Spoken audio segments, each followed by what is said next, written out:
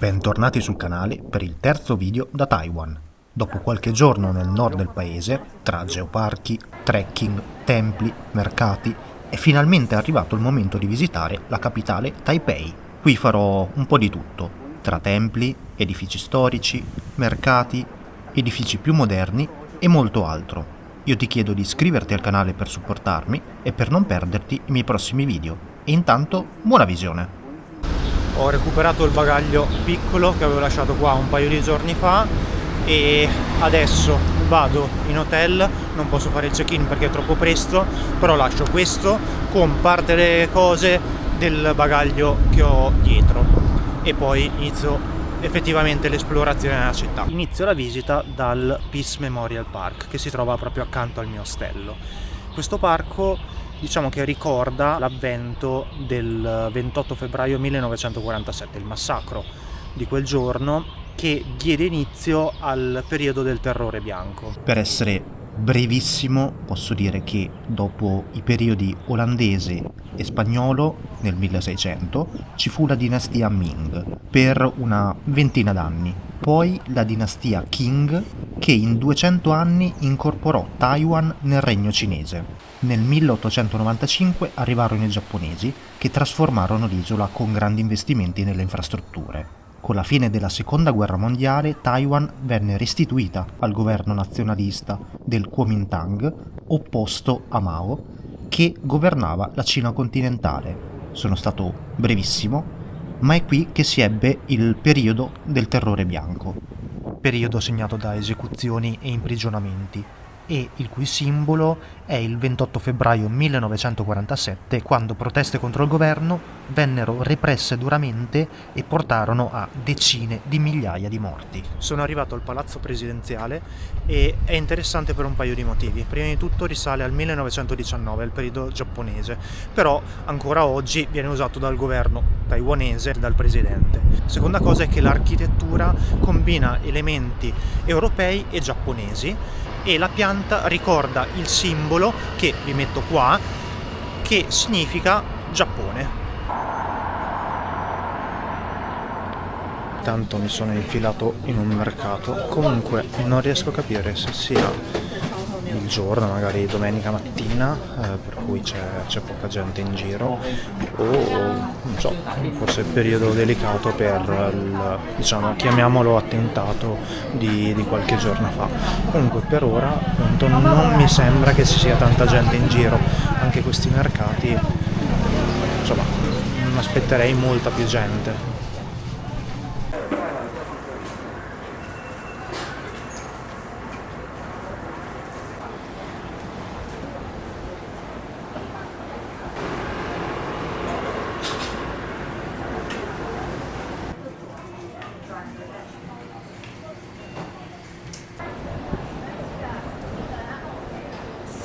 Sono spostato verso la parte est della capitale e qui diciamo è dove la capitale ha mosso i primi passi come centro commerciale per tè, canfora e carbone. Quindi ci sono edifici storici, ma come vedete anche edifici più moderni. Diciamo che è un mix.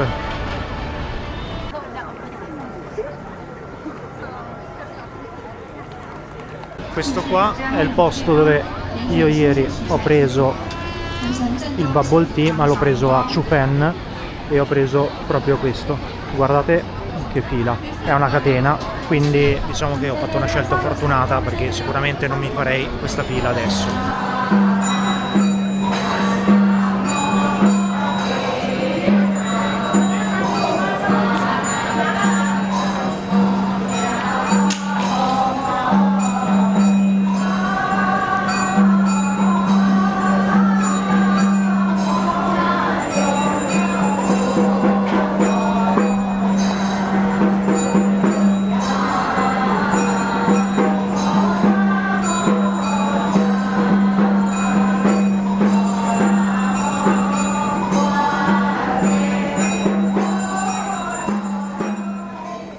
Sono arrivato al primo mercato pubblico giapponese, costruito nel 1908 come appunto mercato, e nel corso della sua storia ha ospitato anche teatro, cinema e opera. Dopo decenni di abbandono è stato restaurato e oggi ospita performance dal vivo nel teatro e un mercato creativo con artigianato locale al pian terreno. Altro parco e altro resto giapponese. Questo è quel poco che rimane di un tempio giapponese.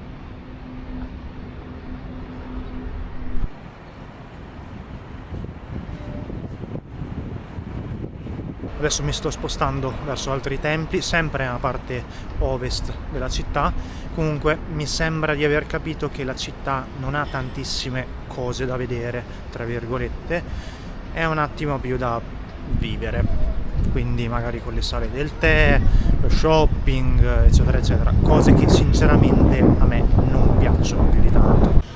Diciamo che preferisco, al di là delle cose da vedere, insomma, diciamo che preferisco più magari i mercati tipici, vedere come vivono le persone, i rituali, come questo che ho appena visto, dove una signora per un rituale taoista bruciava questi fogli gialli con delle scritte.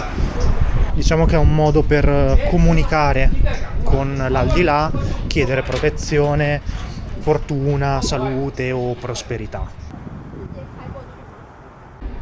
Questo è il Qingzhuyen Temple, risale al 1787, anche se poi è stato distrutto nel 1853 e ricostruito nel 1867.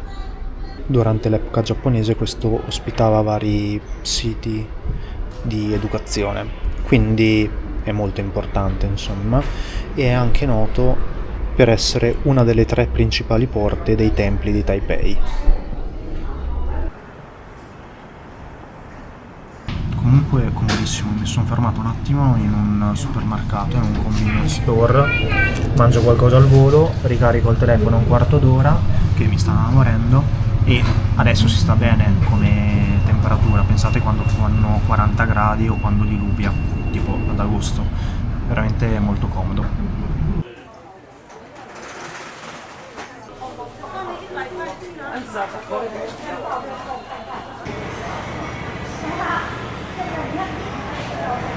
Ora sono al tempio Qinshan, nome simile a quello di prima, è l'ultimo che ho visitato.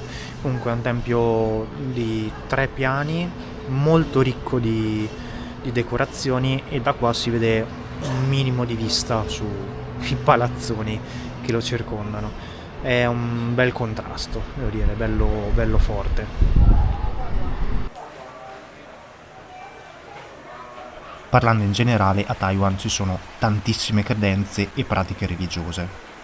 La maggior parte dei locali pratica una combinazione tra buddismo e taoismo. È anche per questo che in alcuni templi sono presenti più divinità.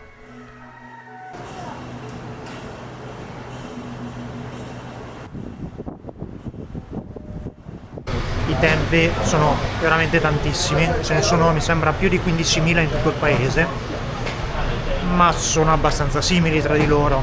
Cosa importante è che sono tutti gratuiti e sono tanto frequentati.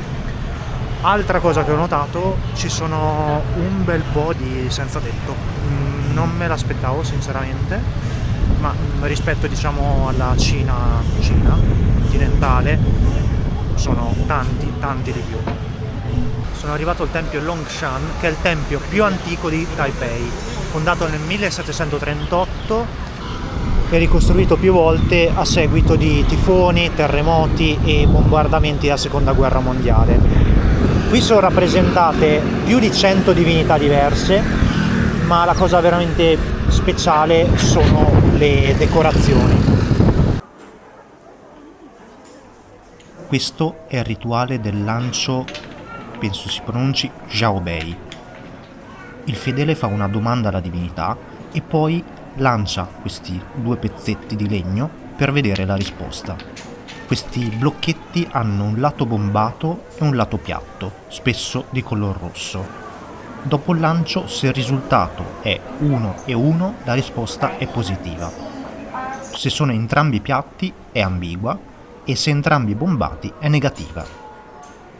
La domanda si può ripetere più volte e in più forme diverse.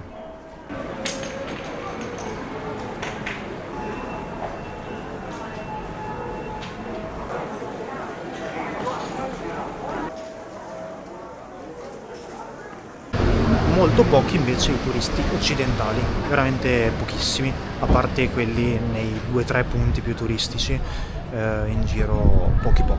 Comunque adesso mi trovo nel Bopiliao Historic Block, è una strada praticamente, che ha un mix di architettura Qing e di architettura giapponese.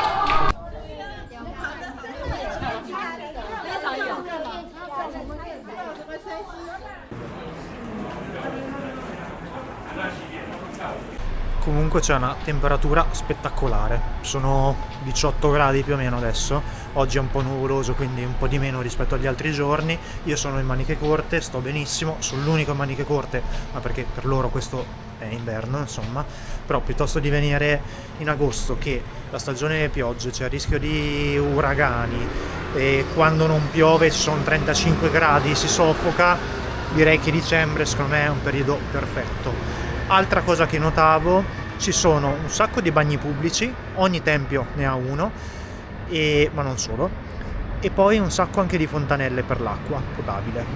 La cosa che manca sono i cestini per la spazzatura, ne vedo pochissimi.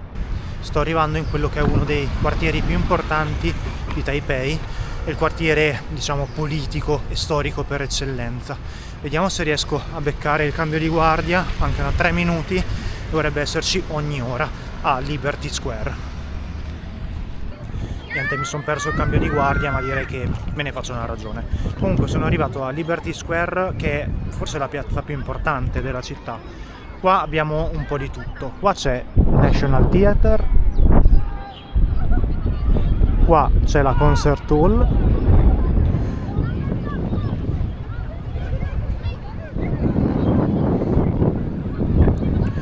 e quello è il memoriale dedicato a Chiang Kai-shek, molto riconoscibile rispetto agli altri edifici. Ma chi era questo personaggio?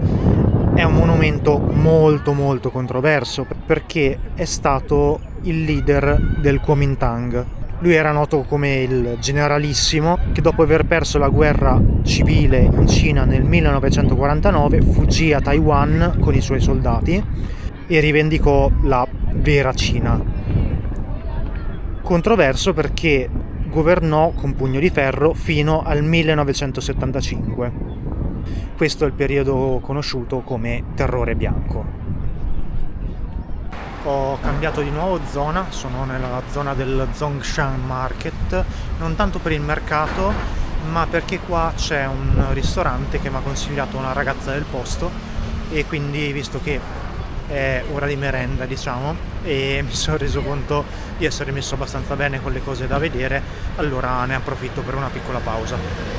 Sono molto deluso, c'erano 45 minuti di attesa, va bene che posso fare con calma adesso, però 45 minuti è un po' troppo, quindi mi affido un po' d'istinto. Qua forse ce n'è uno, vedo cosa trovo. Molto soddisfatto di questa merenda tarda. Adesso mi sto dirigendo verso una delle vie più famose della città, anche se ho letto che è un po' sopravvalutata, che alla fine è una via storica, ma sempre una via. Prima però passo da uno dei mercati notturni, uno delle decine di mercati notturni, e questo dovrebbe essere quello di Ningxia.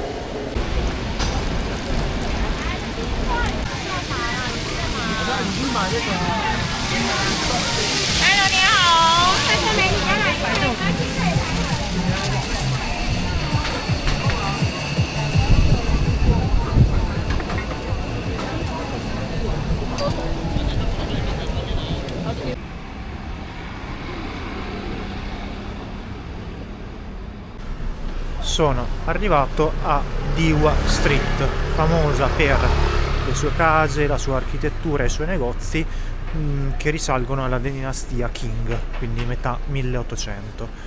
E al giorno d'oggi c'è un po' di tutto, insomma ci sono ristorantini, negozi d'antiquariato, mercati, vediamo com'è.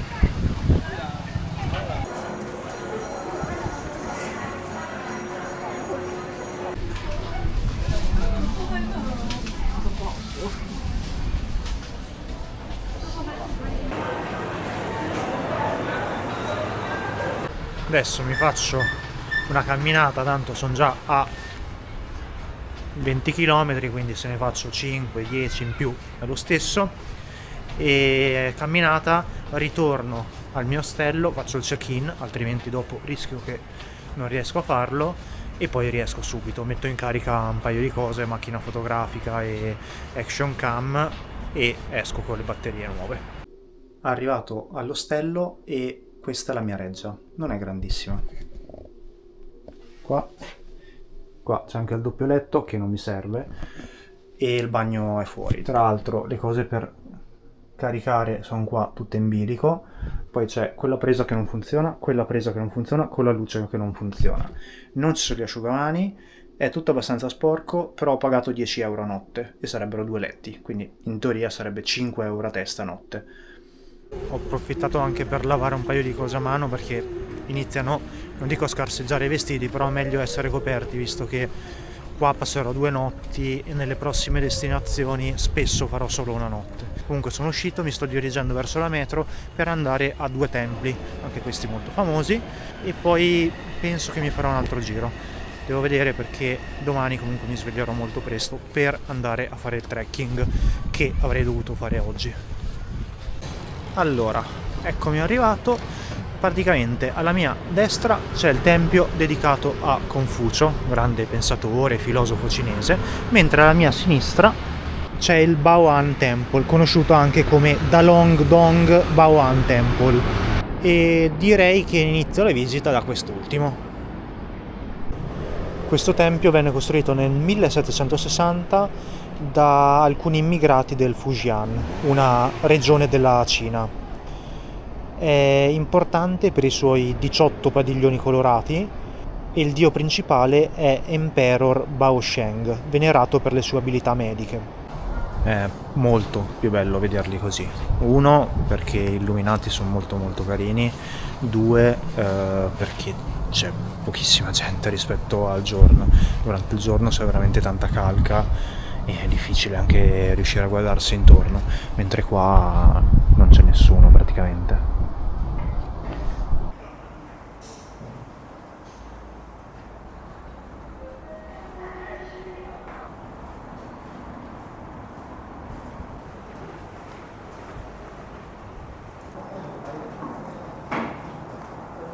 Mentre il tempio di Confucio risale al 1879, quindi durante l'era Qing, è stato però in verità distrutto durante l'epoca giapponese, per poi essere ricostruito nel 1930.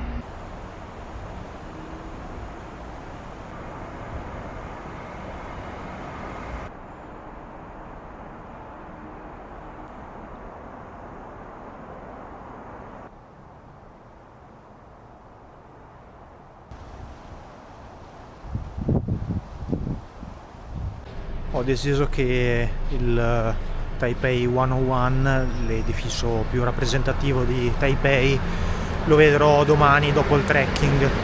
Adesso mi è ritornata fame, quindi nonostante abbia mangiato 3 ore fa, quindi mi vado a cercare qualcos'altro da mangiare, e qua davanti a me c'è un altro night market, e poi penso che con calma tornerò all'ostello, magari faccio un qualche rifornimento per il trekking di domani.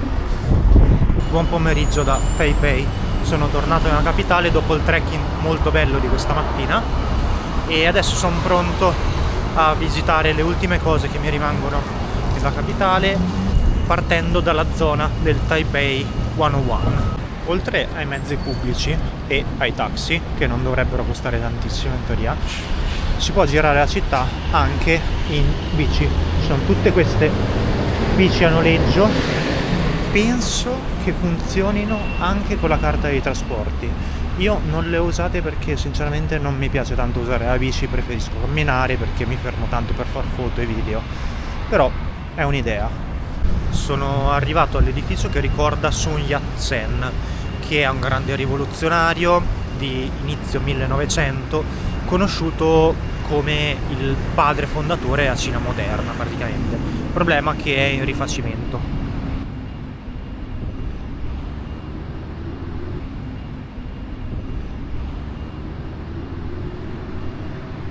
E come vedete qui siamo molto vicini al Taipei 101. Eccolo qui, il simbolo di Taiwan, il palazzo a bambù.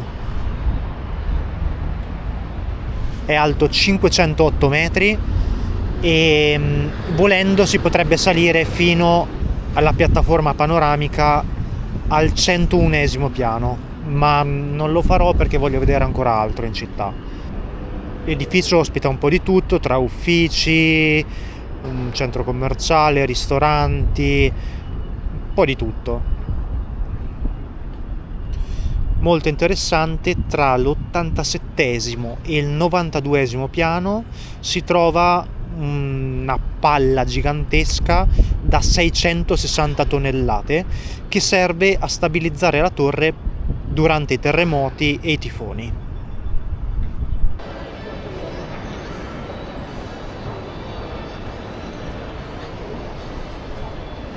Ma bello, però sempre un centro commerciale con hotel di lusso, negozi di lusso. Vabbè, non è il mio genere. Speravo si riuscisse a vedere la palla senza dover per forza salire, ma a quanto pare no. Quindi mi sa che esco.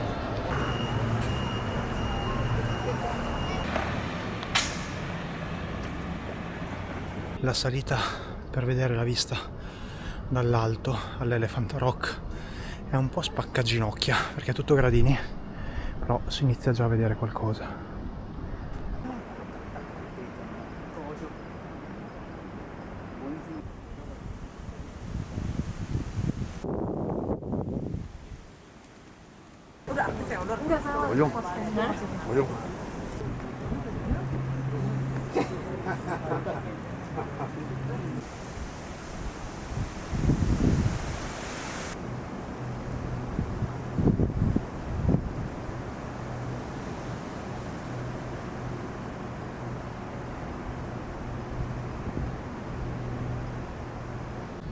Molto bello, secondo me è la cosa più bella da fare a Taipei, assolutamente consigliata. Contate che se riuscite a venire al tramonto, secondo me è la cosa migliore, tramonto, per poi stare qua anche prima serata. Probabilmente ci sarà tanta gente, perché anche così adesso è serata inoltrata, però c'è un bel po' di gente. La passione smodata per i gradini secondo me deriva dal fatto che qua i tifoni sono molto frequenti, quindi un conto è il tifone che distrugge gradini di pietra, molto molto difficile. Se distrugge gradini di pietra vuol dire che i gradini sono l'ultimo dei problemi. Un altro conto è una pioggia torrenziale che spazza via il sentiero, magari fatto solo di terra o di sassolini. Quindi secondo me è questa la motivazione. Ora sto andando a mangiare qualcosina, prendo la metro, vado verso l'ostello e poi trovo qualche posto da mangiare e poi penso che andrò in ostello, visto che devo lavarmi, preparare gli zaini e domani ho un'altra sveglia alle 6 per spostarmi nuovamente. Quindi vi ringrazio di essere rimasti fino alla fine e noi ci vediamo settimana prossima, sempre mercoledì, sempre alle 18. A presto!